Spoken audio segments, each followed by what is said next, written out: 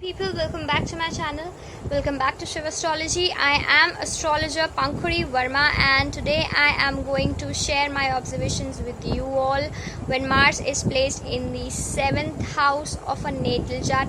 आज मैं आपसे डिस्कस करूंगी अपनी ऑब्जर्वेशंस जब मंगल ग्रह कुंडली के 7वें स्थान में बैठते हैं, उसमें सप्तम भाव में विराजमान हो जाते हैं तो कैसे रिजल्ट्स देते हैं. So let's get started and see what type of effects this placement of Mars gives to such individuals. So individuals with the 7th house Mars have a social influence that's sort of like a punch on the arm. In fact, these people might frequently punch you on the arm. Okay, as I have said earlier that Mars is energizing, passionate, invigorating. Therefore, this is what these people are like in their relationships. They force you to go toe to toe with them, putting your money where your mouth is. Okay, with some 7th house Mars people, this might be perfectly harmless and good natured. These people are energized by other people. Okay, when you are around them they want you to bring out their aggressive and competitive side. ऐसे लोग ये चाहते हैं. जो मंगल ग्रह की जो यह स्थिति है, जब वो सप्तम यानी 7वें भाव में आके बैठ जाते हैं तो आपकी जो लाइफ टाइम होगी उसमें आपको काफ़ी अच्छे परिणाम ये प्लेसमेंट मार्स की नहीं देती. आपकी मैरिज में प्रॉब्लम्स आएंगी, आपके स्पाउस को प्रॉब्लम्स उठानी पड़ सकती हैं, ठीक है, और आपका जो आपके स्पाउस के साथ जो रिश्ता होगा वो अच्छा काफ़ी नहीं हो सकता, ठीक है. और मंगल की जो ये स्थिति होती है ना, कभी कभी अलगाव तक की स्थितियां भी पैदा कर सकती है, इतना ज़्यादा प्रॉब्लम्स भी क्रिएट कर सकती है. तो आपको अपनी मैरिड लाइफ को थोड़ा सा सही रखना है, क्योंकि मैंने आपको बता दिया कि ये प्रॉब्लम्स आ सकती हैं. So you have to understand now. Okay, now on the other hand Mars can represent how we can get too aggressive. Why? Because Mars is a fiery planet. Mars is aggression. या मैं आपको पहले की videos में भी बता चुकी हूँ. So it's not uncommon for those with Mars in 7th house to be too pushy, too competitive, or too hot-headed with other people. Okay, it's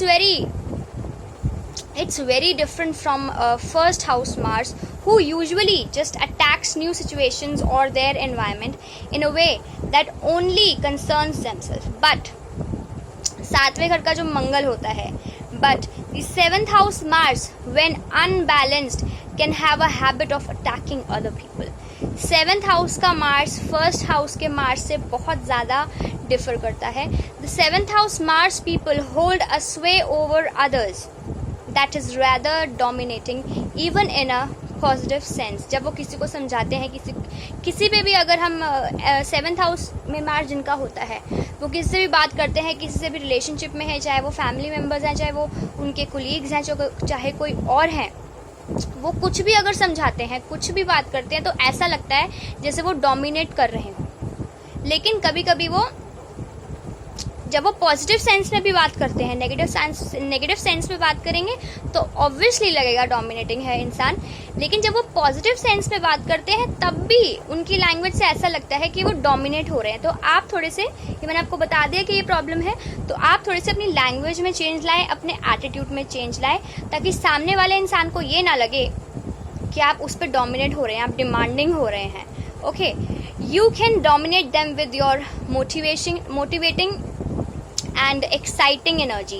These things get going when you are around. Okay, in fact you might not be very fond of just sitting around and doing nothing with other people. You may not have a problem at all being by yourself and doing nothing.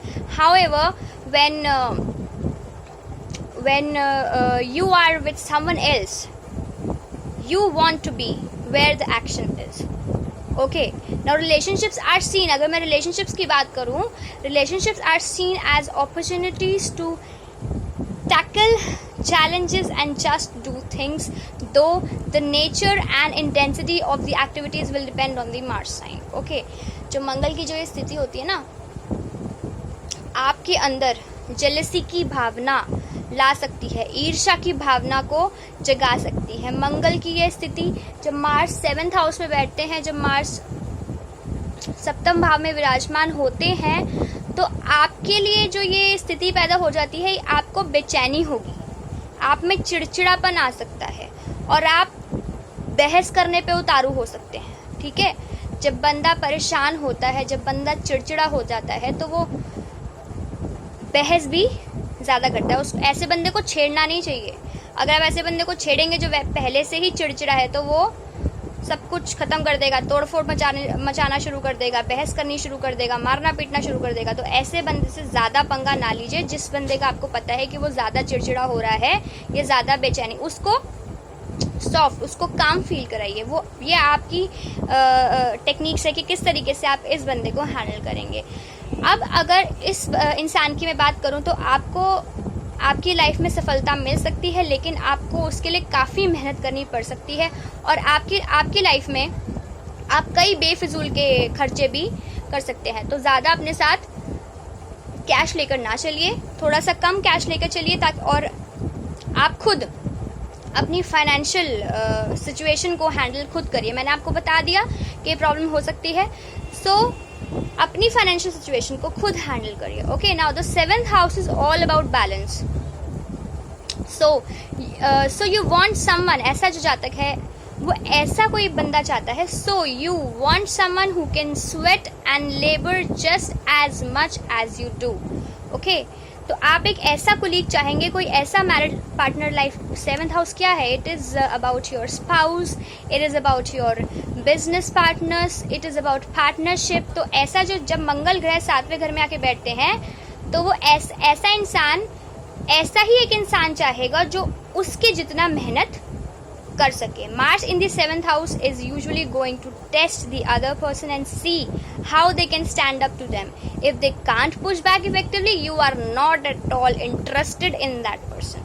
Okay, but if they give as good as they get, then you are in. अगर आप अच्छा करेंगे तो भाई आपकी नौकरी पक्की, आप उनके साथ पार्टनरशिप कर सकते हैं। They are very impressed with you. लेकिन अगर आप उतनी मेहनत नहीं शो कर पाए जितनी वो करते हैं तो आपको साइड कर दिया जाएगा। Okay, for this reason you enjoy some healthy arguing in your relationships too. Now जब ग्रह 7वें घर में आके बैठ जाता है तो मंगल तो एग्रेसिव प्लैनेट है ही, तो आपको गुस्सा भी, आपका नेचर गुस्से वाला भी हो सकता है, आपको गुस्सा जल्दी आ सकता है। आपकी जो स्पीच होगी, आप जिस तरीके से बोलते होंगे, कठोर तरीके से बोलते होंगे या गुस्से में कुछ भी गलत सीधा उल्टा सीधा भी बोल सकते हैं। तो आपको अपनी वाणी पे, आपको अपनी स्पीच पे आप किस तरीके से बात कर रहे हैं उसको आपको ध्यान रखना है।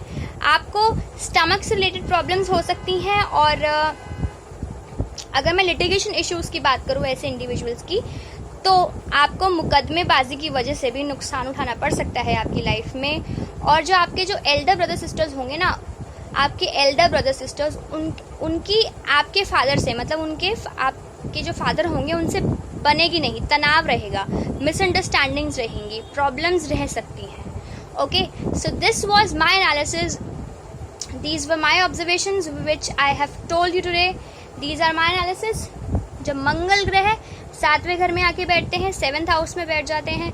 अगर आपने मेरी पुरानी वीडियोस नहीं देखी हैं तो नीचे प्लेलिस्ट में जाकर जल्दी से देखिए।